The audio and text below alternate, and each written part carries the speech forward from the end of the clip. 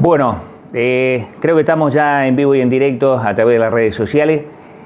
Va a ser muy particular este editorial y quiero que usted preste atención, por lo menos, más allá de lo que está viendo, lo que trato de que usted entienda en esta mañana. A ver, la estafa de los planes sociales en el gobierno de Omar Gutiérrez no solamente es la punta del iceberg, hoy ya es el iceberg, hoy es el iceberg. Nos tendríamos que preguntar si en realidad este iceberg va a ser finalmente el Titanic del gobierno. Bueno, es una interrogante que seguramente el año que viene en un proceso electoral usted lo va a poder responder. Lo cierto, lo concreto, es que estamos hablando de una estafa en la cual yo le utilizaría dos elementos que me parecen importantes para marcar. El primero, si hay enriquecimiento ilícito, es decir, si un funcionario se enriquece con plata del Estado, estafando como se hizo con los planes sociales, estamos hablando de corrupción. Si hay malversación de caudales públicos, es decir, el dinero destinado a un objetivo se desvía a otro, también hablamos de corrupción. En definitiva, este elemento o estos dos elementos conjugados marcan una cultura política, o si usted quiere, una metodología política. La pregunta que nos hacemos, porque han quedado muchas aristas sobre todo esta causa. En primer lugar, ¿para qué había enriquecimiento ilícito por un lado de funcionarios y para qué se utilizaba el dinero? ¿Para qué se utilizaba el dinero? Son clave estas dos preguntas. Mire, estamos hablando de una estafa, y voy a tratar de explicarlo brevemente en este editorial, que implica 4.335 extracciones que se hicieron en los cajeros automáticos del Banco Provincia, básicamente. 4.335 extracciones. Estamos hablando de una estafa al erario público provincial de cerca de 63 millones de pesos. Un poco más, de 63 millones de pesos. Pero mire, la pregunta que nos hacemos, y a la vez también tratamos de responderla, es que estamos hablando de una estafa que se hizo durante 2 meses. A ver, ¿entiende lo que le digo? Desde enero a febrero se hizo una estafa por 63 millones de pesos al erario público provincial. En el medio de la investigación que está llevando a cabo, en este caso la jueza Estefanía Saulí, aparece otro dato revelador. Y ese dato revelador tiene que ver con Marcos Osuna, ex jefe del Departamento de Gestión de Programas. Quiero no equivocarme, estoy hablando de Marcos Osuna. A Marcos Osuna, en su cuenta particular se le encontró durante 2 años 2 depósitos. Uno de 25 millones de pesos y otro de 21 millones de pesos. Estamos hablando de 46 millones de pesos depositados en una cuenta de un funcionario del gobierno de Omar Gutiérrez. ¿Se entiende esto? Lo más loco o alocado de este iceberg es que no se sabe de dónde venían los 41 millones de pesos depositados a un funcionario del gobierno de Omar Gutiérrez. Renunció o lo hicieron renunciar al ministro de Bienestar Social. Está imputado Ricardo Zoiza, que era el director de los planes sociales del Ministerio de Desarrollo Social y Trabajo.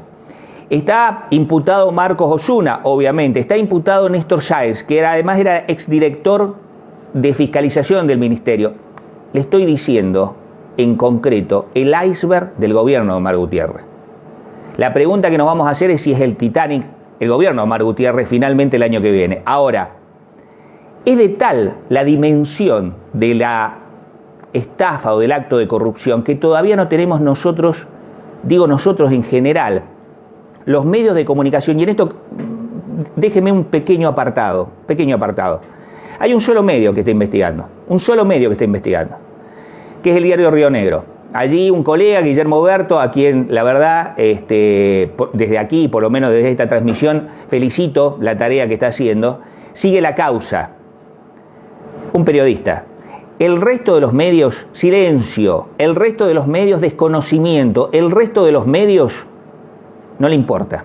O en todo caso le importa lo que va a pasar si el gobierno frena la pauta publicitaria, si el gobierno no deja de proveer pauta publicitaria. Ahora, el dinero de la pauta publicitaria, más allá de lo establecido por el presupuesto, también tiene que ver con la estafa de los planes. Todos los caminos conducen a que la plata es la caja chica. Mire, los que estamos mucho tiempo en política, en los medios, los que sabemos el mecanismo, muchas veces decimos, bueno, el aceite del poder o la maquinaria del poder se tiene que aceitar con recursos. No se puede hacer política sin plata. No se puede hacer política sin plata. Hay una vieja anécdota, inclusive de la ex presidenta, hoy vicepresidenta de la Nación, que cuando apareció un candidato a diputado le dijo, mirá, si no hay plata en este sentido para hacer política, no lo hagas. Bueno, es difícil no entender que la política necesita inexorablemente recursos. Ahora, ¿de dónde salen los recursos? Porque una cosa es que salga del bolsillo de uno. Otra cosa que, mire, yo he participado en política, en campaña, y he canjeado hasta lo que usted no se imagina para poder hacer política. Ahora, cuando utilizamos los recursos del Estado, ¿a quién estafamos? La jueza dijo algo concreto. Los damnificados por esta maniobra somos todos los neuquinos. Los damnificados somos todos los neuquinos, es decir, todos los que pagamos los impuestos. El mecanismo es tan burdo, el mecanismo es tan nefasto, el mecanismo es tan miserable, que lo que primero hay que preguntarse es ¿por qué? ¿Por qué se hace este mecanismo para utilizar recursos para que se siga manteniendo la maquinaria del poder? Y allí yo marco lo que decía hace mucho tiempo en otro editorial. Estamos hablando de una cultura de la corrupción. No estábamos hablando de un mecanismo y una circunstancia en un gobierno que quiere mantenerse en el poder. Estamos hablando de una cultura de la corrupción. Reitero, la soberbia del poder que en muchas oportunidades tuvieron muchos gobernadores de diferentes periodos, sobre todo del MPN, tuvo que ver también con esta idea o sensación de los grupos económicos enquestados en el poder.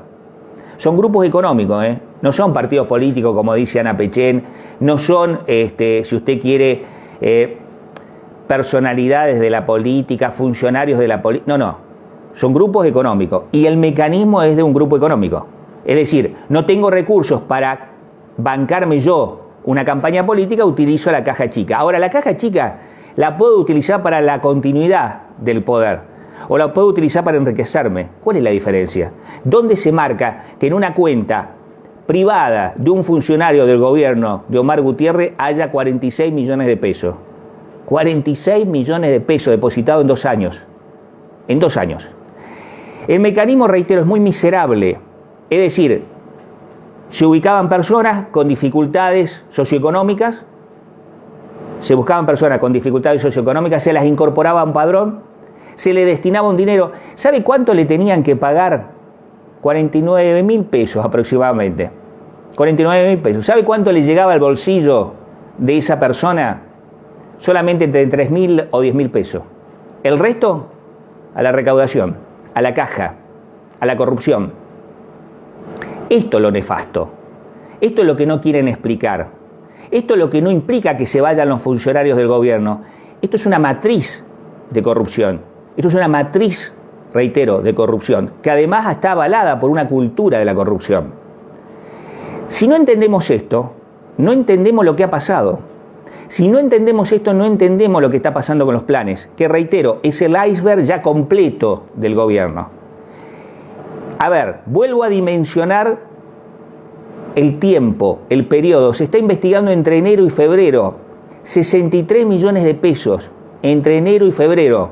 La pregunta es, ¿y cuánto tiempo para atrás hay? ¿Y cuánta utilización de recursos del Estado hay de aquí para atrás de la misma manera? ¿Cuánto enriquecimiento ilícito hay en cuentas bancarias de funcionarios?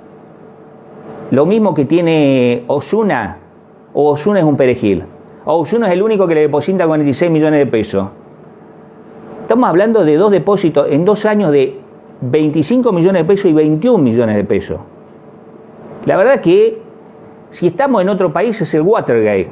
Si estamos en los Estados Unidos, el Watergate, para entenderlo, el caso que hizo que Nixon renunciara a la presidencia de los Estados Unidos, es una investigación que comenzó un diario como el Washington Post, pero que además era por espionaje. Es decir, Nixon había enviado a algunos muchachos a investigar las oficinas del Partido Demócrata. Ese fue el acto de corrupción de Nixon. Aquí lo vamos a decir en el idioma barriar, choreado. Le han choreado al Estado, nos han choreado a todos nosotros y la han utilizado los muchachos. Varios interrogantes. ¿Dónde se destinó la plata? ¿Quién, en definitiva, o de qué caja viene la plata? ¿De dónde vienen? ¿Únicamente los planes? La cuenta que tiene Osuna, los recursos que tiene, ¿de dónde son? Bueno, vuelvo a señalar, hay que ver si efectivamente este iceberg, con el correr del tiempo y con el compromiso del periodismo, si es que lo hay desde el punto de vista de, entre comillas, la autonomía o independencia, destinan de alguna manera mínimamente una explicación o buscan mínimamente saber el origen, saber el destino. Mire, el caso Watergate tuvo un arrepentido o un informante, Garganta Profunda, acuérdese, que era en realidad un miembro del staff del gobierno en la parte de seguridad. Yo me pregunto, ¿van a aparecer los Garganta Profunda, en este caso de los planes, y en definitiva va a haber un Nixon? ¿Va a haber un Nixon? Bueno, son interrogantes, ¿eh? Hasta ahora reitero, ya no es la punta del iceberg, es el iceberg completo, es el iceberg completo. Nos reencontramos, claro que sí, el martes que viene. Gracias por estar allí. Se repite, o se replica, mejor dicho, en Instagram, Darío Rubio 1, se replica en YouTube, acuérdese, el canal de Darío Rubio o de Notianza, y estamos haciendo la transmisión en vivo por Facebook, que también va a estar. Pero es importante si usted puede replicar también este editorial, no por lo particular de quien lo dice, sino por el contenido. Reitero, tienen que explicar básicamente no en un juicio con una condena, sino en un sistema que se ha establecido desde hace mucho tiempo. Enero-febrero, 63 millones de pesos. La cuenta en 2 años de este funcionario, casi 46 millones de pesos. Hay mucho para decir, hay mucho para explicar, sobre todo en este gobierno, Tomás Gutiérrez.